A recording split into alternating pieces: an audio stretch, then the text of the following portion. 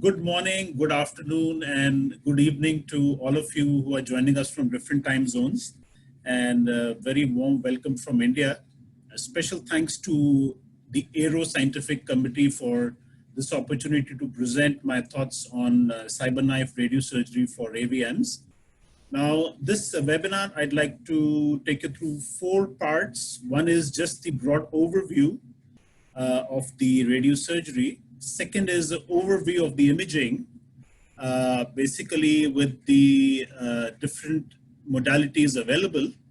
And then we will go on to the contouring part. And finally, we will see some case examples. So let's get started with the first part. And let me start by saying that decision-making in AVMs is not very simple. And it depends actually on a number of factors which are mostly to do with the clinical situation and the natural history of the particular AVM that we are wanting to treat. Now, radiosurgery is something which is best used for deep unruptured and even superficial unruptured AVMs. And this used to be the scenario because for deep unruptured AVMs, there was really no good solution available. But in these days, patients want lesser invasive options of treatment. And therefore, radiosurgery has a role to play even in superficial unruptured AVMs, for which actually I would like to offer surgery myself. Surprising is that even for some ruptured superficial AVMs, the patients would rather have a radiosurgery treatment, but then that needs careful counseling and letting them know about the latency period. So the decision making is pretty complex. It depends largely on the natural history and the morphology of the AVM that we are wanting to treat. Now, along with that, the important issue is that the Aruba trial has laid a certain emphasis on observation as a treatment for many of the AVMs. Now, without going too much into the decision-making part, let me say that there are some advantages of radiosurgery that are well proven. One is the non-invasive nature of the radiosurgical treatment. The second is the proven long-term reliability across hundreds of scientific reports of high quality, and the long-term durability of the radiosurgical effect. Now, one very attractive attribute of the radiosurgery for AVMs is that it is relatively independent from the angio architecture. So that is something which is very valuable to be used for a particular patient. Now, for those of us who are new to radiosurgery, there is the definition of radiosurgery for you.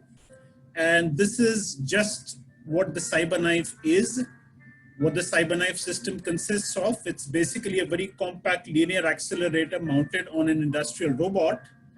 And this compact linear accelerator basically then shoots individual beams onto the target in the patient from different angles and achieves a very high degree of conformal radiation delivery with a very steep fall off outside of the area of interest. Now, how does radiosurgery act in the first place? So there is a large body of literature and some very elegant studies, including some histochemical studies have been done to show us that it's basically the occlusion of the small vessels that comprise the AVM.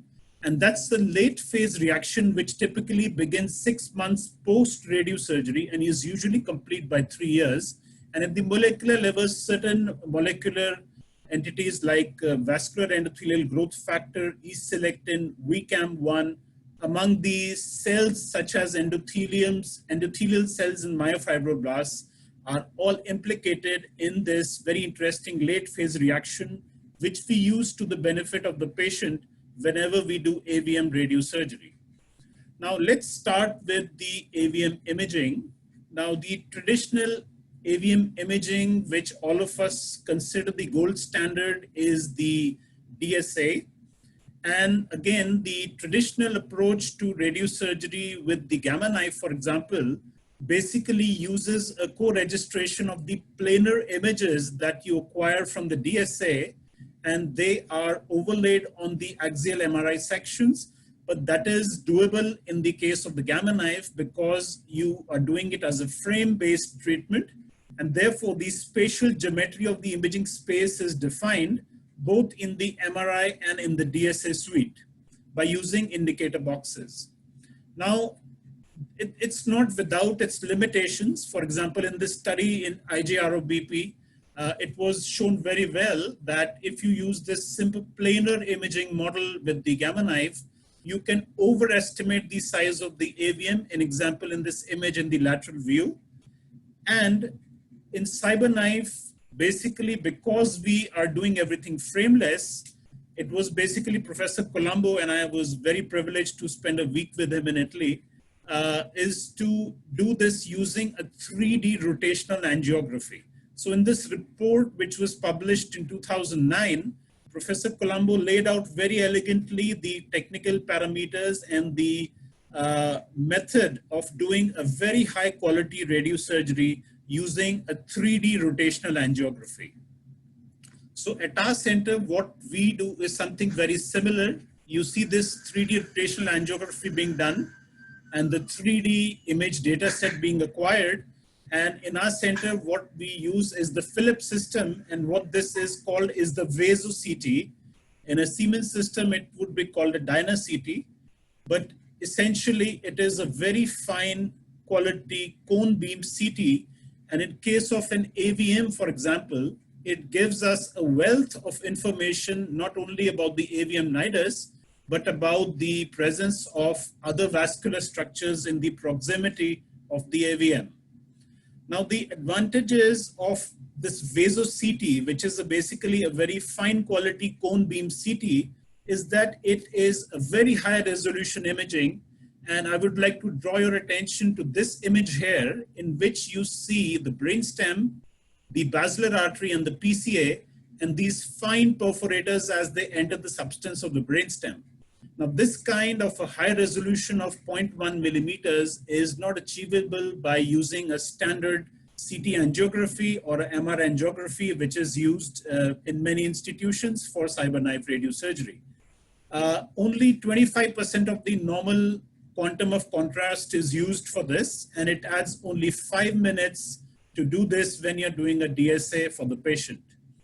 Now, in terms of the spatial resolution, you will be surprised to know that conventional DSA and most kinds of MRA and CTA have this spatial resolution which is 1 mm or worse, and these fine kinds of cone beam CT-based CT angiography have literally a resolution which is in the region of 0.1 millimeters, and this is a reflection of the voxel volume whenever we use these imaging entities. Now, there is a lot of literature support to tell us that this is actually very valuable for the patient. And in this particular publication by Dr. Conti from Italy, he showed that there was clearly a 10% reduction in the marking of the AVMs by using this fine high quality cone beam CT angiography. And there is also a report by Holmes et al. In 2018, in which actually they described 4 patients in whom the AVM could only be visualized by this fine cone beam CT angiography, and these 4 AVMs were inadequately visualized by either MRI, MR angiography, CT, or CT angiography. Now, given this useful technique which we have, so this is what an AVM looks like on this fine quality cone beam CT angiography with a 0.1 mm spatial resolution. So you see the AVM, and if you saw the very bright embolization material also inside the AVM, this imaging data set can basically be exported to the Cyberknife suite. And you see this table on the right side with all this technical information, which of course is easily available. And this then forms a very important data set to start contouring the AVM. Now, before we start using this imaging data set for contouring, one very important step not to miss is to check the fusion personally with the planning CT scan, which as we know is the primary imaging data set for the Cyberknife. Now let's come to the contouring part. Now contouring is one thing which is very subjective, and there are a number of studies which show that between different people who are contouring, there can be a huge amount of variability. For example, in this study published in AERO BP in 2006, if you look at the highlighted part of the table, you would be surprised to know about the kind of variability which can exist between, in this particular patient, in this particular study, between two different observers who were contouring the meningiomas. And this is a study published in AERO BP in 2005, in which the conclusion was that there is a very substantial inter-observer variation when contouring brain AVMs. So this is a significant problem from institution to institution. And what basically I would like to also highlight is that although we consider DSA as the gold standard of AVM imaging, we have to understand that the final delineation of the target volume has to be done on a high quality 3D imaging data set such as the MRI. And in and around the AVM, there are many vascular structures that are visible. For example, the true nidus is of course what we need to give the radiosurgical treatment to, but very importantly surrounding it are the draining veins. There may be some venous angiopathy surrounding the AVM. There can be venous pouches which are visible, and you can see those in this particular image on the right side. And of course, there can be AVMs and new vascularization.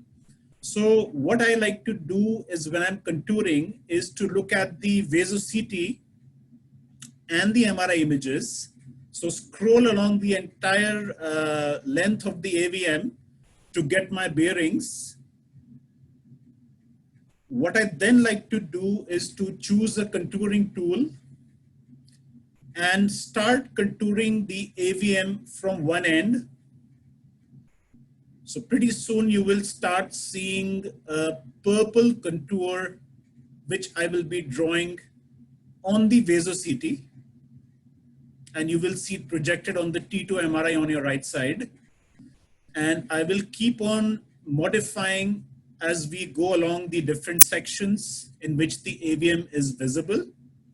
The attempt is to exclude the draining veins, only include the proximal part of the draining vein as it exits the AVM. Subsequently, I like to use the MRI to more precisely define my contour. And in this, you will see that I'm using the 1+1 window with MRI images on both the sides. One is a T1 contrast and the other is a T2. And basically, I'm excluding this large venous channel. And as we go along the sections, I am excluding normal brain tissue, which does not seem to be a part of the AVM. So using this process, one can arrive at a reasonable AVM contour. Now, this is in a nutshell what I was talking to you about, is that I begin with vaso-CT as the starting point, and my contour can be slightly generous to start with. And I finish by using the MRI images, both to exclude the brain tissue and to include the small parts of the AVM, especially at the edges, which could be missed on the vaso-CT. Now, whenever treating complex AVMs, one thing which I have found very helpful is to use all the help from my neurointervention colleagues. And this is my neurointervention colleague, Dr. Vipul. And together we are discussing when I'm contouring one of the complex AVM cases. Now, a little bit about the AVM dose. It's pretty clear that we do not need to use more than 25 grays at the margin because it would just lead to higher toxicity. And at the same time, anything less than 15 grays would be quite ineffective. Now, there is a lot of data available in a particular patient how to zero down on a particular dose. So there is this RTOG dose data, which is familiar to all of us. And of course, by using other dose calculation, the 10% risk of radionecrosis can be calculated using certain other equations. But really, I've become a bit conservative in my radiation dose. And I like to use the full dose only in AVMs, which are about up to 2 to 3 cc's in volume. And this is what I've tried to show in this table on the right side. And as the AVM volume increases, I like to dial down the dose accordingly. Now, any AVM which is more than 10 cc's, by and large, I would like to not treat in a single session. Although at times I have treated AVMs which are about 12 to 13 cc's, but anything larger basically would need either volume fractionation or a dose fractionation. So dose is something which is very critical to the success of a radiosurgical treatment, but then one has to be mindful about the risk of complications. So for example, in this study of brainstem AVMs, there was a clear difference in the probability of obliteration between those that received more than or equal to 20 grays and those AVMs that received less than 20 grays. Now, let's move on to some illustrative cases. Now, this was a patient with a left thalamic AVM, and you can see the AP and the lateral angiograms. This patient had a history of prior bleed, but there was really no good endovascular option available. And this is the vaso-CT, which shows you very nicely the actual AVM and the arterial supply and the venous drainage.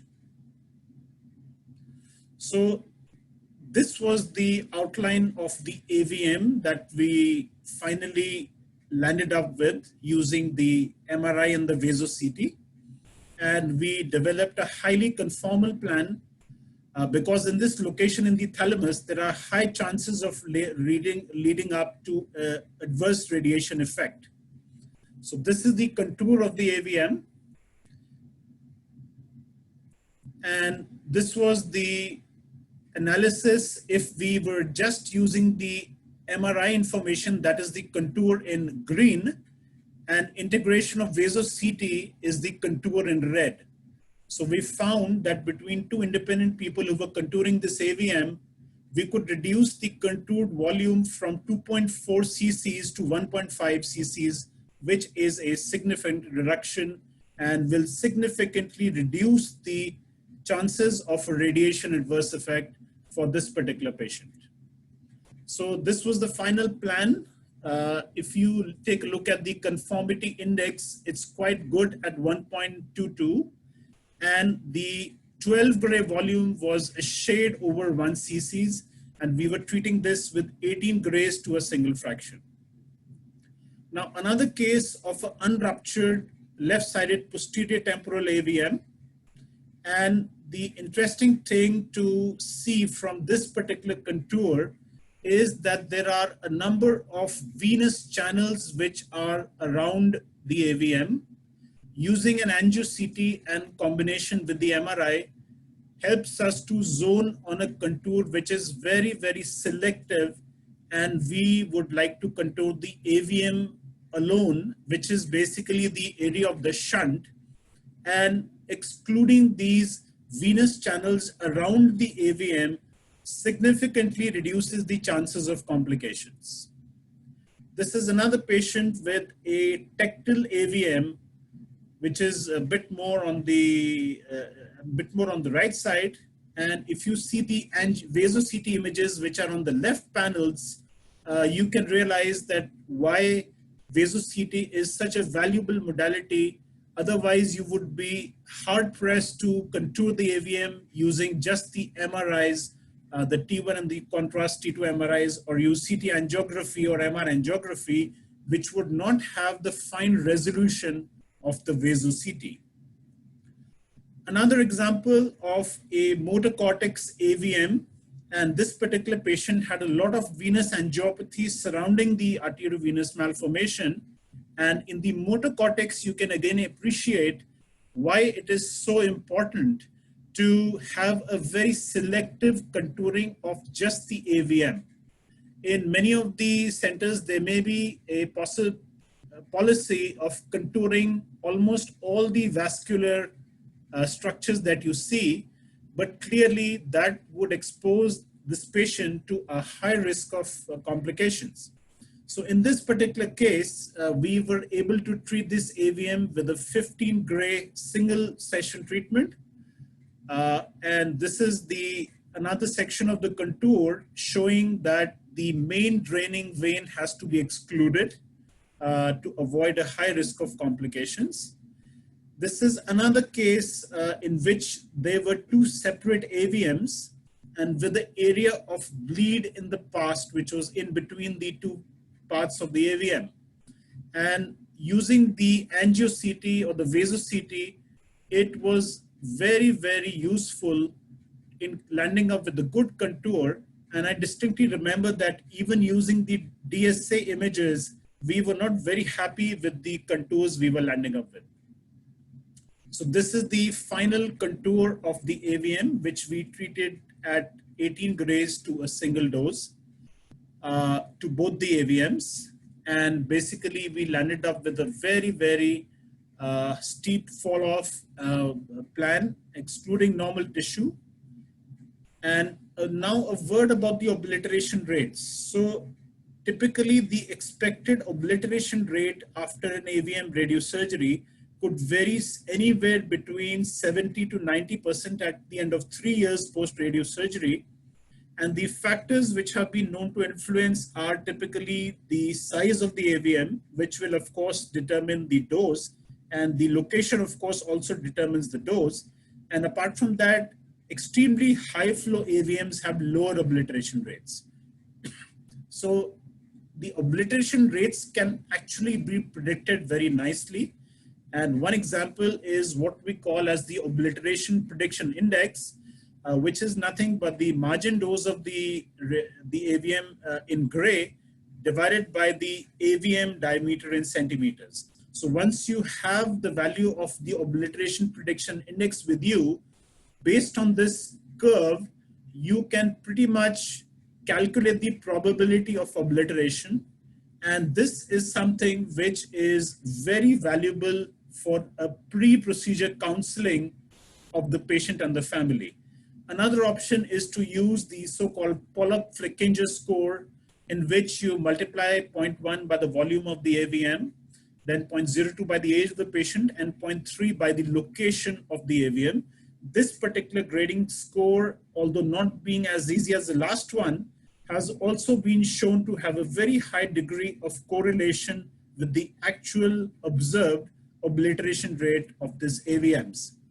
Now let's talk for a few minutes on the radiosurgery for pre-embolized AVMs.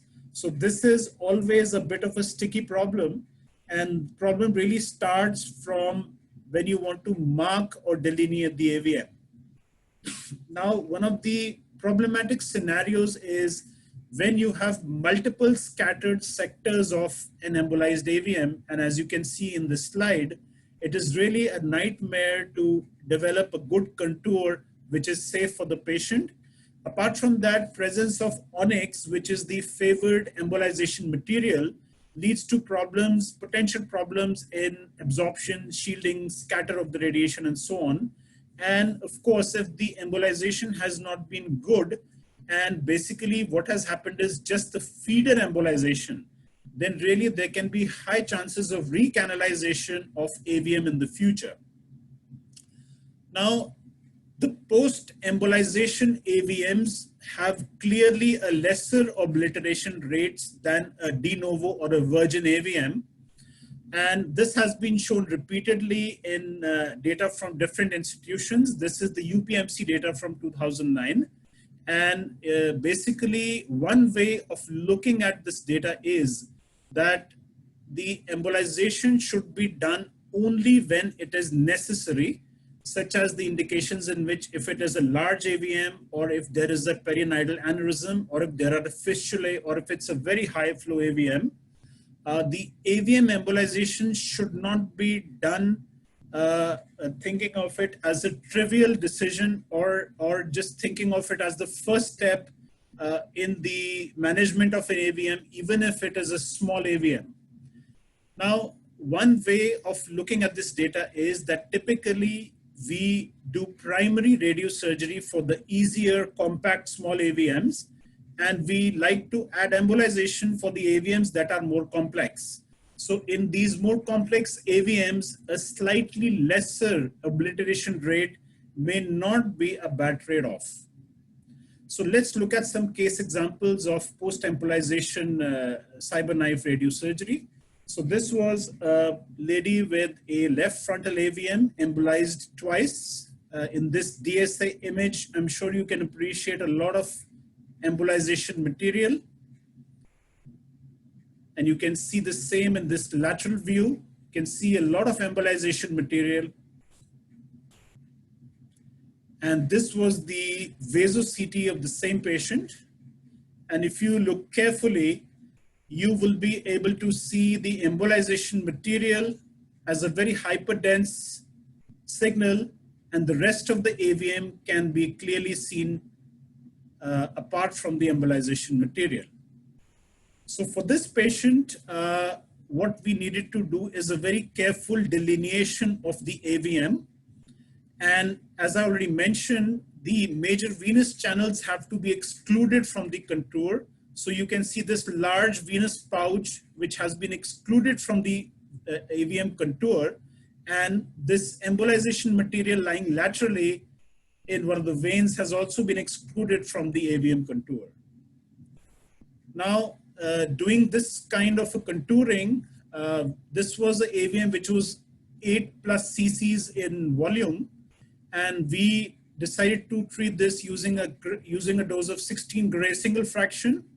And you can see that this was a very nice plan which was developed with a conformity index of 1.13, and the V12 was just about 4 cc's, which is a good figure, which will prevent any major complication rate for this patient. Now, another case in which what I would like to show is that for these small compact AVMs, embolizations should not be done as thinking of it as the first step in the treatment of the patient. So this patient, a 25-year-old, came to us with this unruptured AVM, but somebody had already embolized it partly. And what we really needed to do in this case is to include the entire AVM, including the embolized part, in our contour. And we were able to give a high dose of 20 Gray to this AVM, including the embolized part. And this patient did very well. This is the post-Cyberknife 2 years angiography. If you look carefully, you will see some embolization material here, and there is no AVM to be seen. Now, pre-radiosurgery embolization is very much required for complex large AVMs like this. So this is one patient whom my neuroendovascular colleague embolized 4 times. And at the end of this, I gave Cyberknife radiosurgery. And this is 2 years after Cyberknife radiosurgery. The AVM is completely cured. In some situations, even for ruptured AVMs, we are called upon to give radiosurgery because there is no good surgical or endovascular treatment available. And even in those situations, one can get by without any complications. So this is one case in which this is pre and 3 years post radiosurgery using 20 Gray dose to this deep frontal AVM. Another example of a pre and post 3 years radiosurgery for this dominant perisylvian AVM. And the thing which I would like to mention here is that there, to my mind, there are 2 main factors for success in AVM radiosurgery. One is the selectivity both of your contour and your planning, and both these together make sure that only the AVM gets the radiation. And what helps is to have a plan which has a high degree of conformity and with a steep radiation fall off outside the target volume. Now, as I said earlier on in my presentation, in treating AVMs, collaboration is something which is very, very important. Typically, we talk about first embolizing and then doing radiosurgery. So this was one of my earlier cases in which we did radiosurgery. And what we saw after 3 years that there was still a small fistula remaining, and this then needed embolization. So what I would like to say in this slide is that surgery, embolization, and radiosurgery are complementary modalities, and it is possible that a certain AVM may require these to be done in almost any order. Now, what is the ideal AVM case for radiosurgery? So typically, this would be an unruptured AVM. This would be a compact nidus, by which I mean it has more or less, as far as possible, a spherical shape. It is not very eccentric, and it is not very diffuse. It does not have irregularities in the contour. The ideal size would be around 2 centimeters in diameter, volume less than 5 cc's, location lobar rather than in the brainstem or the thalamus, low or moderate flow, no fistula or aneurysm or a significant venous hypertension, which is visible on the DSA images. But the value add of the radiosurgery is that barring these few factors, the radiosurgery result really does not depend on the angio architecture of the AVM in terms of the number of feeders or the presence of end passage feeders. These are factors which preclude good endovascular treatment of some of the AVMs. So this is my description of what I would count as an ideal AVM case for radiosurgery. Now, this slide is to say that not all AVMs merit treatment. So this is one example of what you call a diffuse AVM, in which there is normal brain parenchyma between the AVMs, as you can see here on the MRI. And these kind of AVMs may not really merit any particular treatment. So complications can be seen in a small proportion of the patients. I think it is more to do with the dose and the volume and the location. And this can be seen from this publication from the Pittsburgh group in Clinical Neurosurgery 2008, that as you go towards AVMs that are larger in diameter and AVMs that are in the moderate high risk and the high risk regions, specifically the brainstem and the basal ganglia, the complication rate increases geometrically. Now, our experience so far has been, we've used this treatment modality now for 2.5 years, and we've treated 48 cases in these 2.5 years, of which 8 cases have been deep AVMs. But in the past 2 years, we have not landed up with a single case of adverse radiation effect. We have had 2 bleeds in the waiting period, but both were among these 8 cases with deep AVMs. And we have some check angiograms that are now starting to happen. One of the cases, of course, which I presented. So to summarize my talk, what I would like to say is that radiosurgery is increasingly important method for treating AVMs. And I think in most centers, it constitutes anywhere between 10 to 20% of the intracranial work. A use of a high definition 3D rotational angiography enables high quality of contouring, and contouring, I believe, is one of the key ingredients for a good radiosurgical procedure. The 3D rotational angiography, as I've presented, has advantages over using CT angiography and MR angiography, and attention to key elements of contouring and planning in a particular case is extremely important to achieve good outcomes and to minimize the risk. At the end of it, what I would like to say is it's all about good teamwork between radiation oncology, neurosurgery, physics team, technology team, and the neurointervention team. So with this, I'd like to thank you for your time in listening to this presentation. And I would like to acknowledge the help that I received from my neuroendovascular colleagues, Dr. Vipul, Dr. Raj, my neurosurgical colleagues, Dr. Sanjeev, Dr. Pavan, my physics team, especially Jeffrey and Prasob, and of course, the excellent support from Accurate team, Lindsay, Lisa, Vertika, and Piyush. Thank you so much.